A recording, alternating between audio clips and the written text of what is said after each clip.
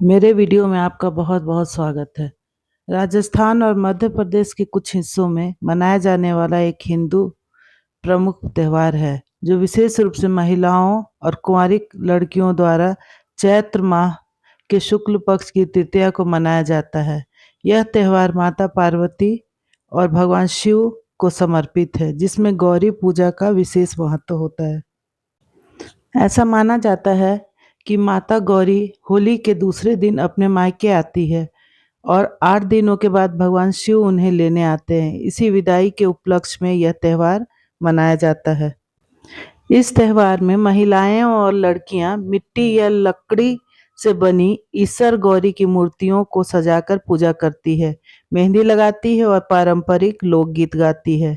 इस पूजा में मीठे गुने का भोग लगाया जाता है। यह केवल पूजा नहीं बल्कि सामूहिक नृत्य और गीतों से के साथ सांस्कृतिक उल्लास का पर्व है। गणगौर की हिंदू परंपरा में गहरी पौराणिक जड़ें हैं। पौराणिक कथा के अनुसार देवी पार्वती ने भगवान शिव का स्नेह पाने और वैवाहिक सुख का आशीर्वाद प्राप्त करने के लिए कठोर तपस्या और भक्ति की। उनकी भक्ति से प्रभावित होकर भगवान शिव ने उनके प्रेम का उत्तर दिया और उन्हें शाश्वत वैवाहिक जीवन का वरदान दिया। पूजा के बाद गणगौर व्रत की कथा सुनने का प्रचलन है। पौराणिक कथा के अनुसार एक बार भगवान शंकर और पार्वती नारद जी के साथ भ्रमण के लिए निकले। चलते चलते वे चैत्र शुक्ल तृतीया के दिन एक गांव में पहुंच गए।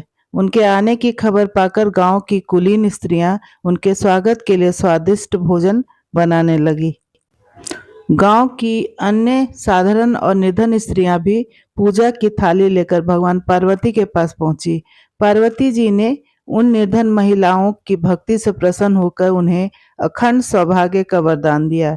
इसके बाद पार्वती जी ने अपने खून के छींटे उन महिलाओं पर छिड़क दी। जब उच्च वर्ण की संपन्न स्त्रियां पूजा करके लौटी तो पार्वती जी ने उन पर भी अपने खून के छींटे डाली।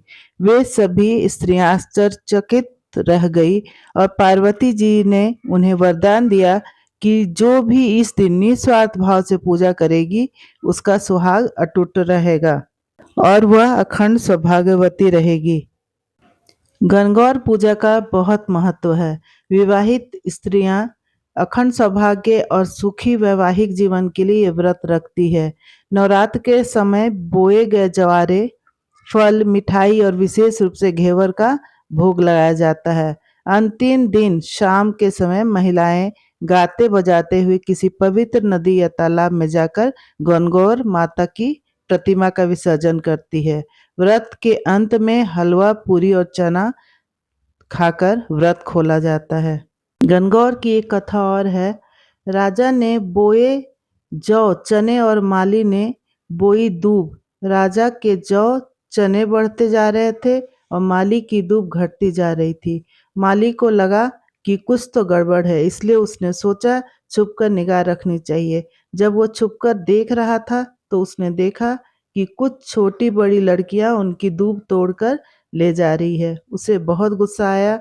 उसने लड़कियों को डांटा और उनकी चुन्नी छीन ली। लड़कियां माली से विनती करने लगी कि हमारी चुन्नी दे दो और हमें दूब ले लो। हम यह दूब गणगौर की पूजा के लिए ले जा रहे थे। इसके बदले गणगौर की पूजा पाटा हम तुम्हें दे देंगे। माली ने उन्हें दूब लेने दी। गणगौर की पूजा करने के बाद लड़कियों ने पूजा पाटा माली को दे दिया। माली ने अपनी मालन को दे दिया। इस तरह से दूसरी कथा भी समाप्त हुई। ओम नमः शिवाय।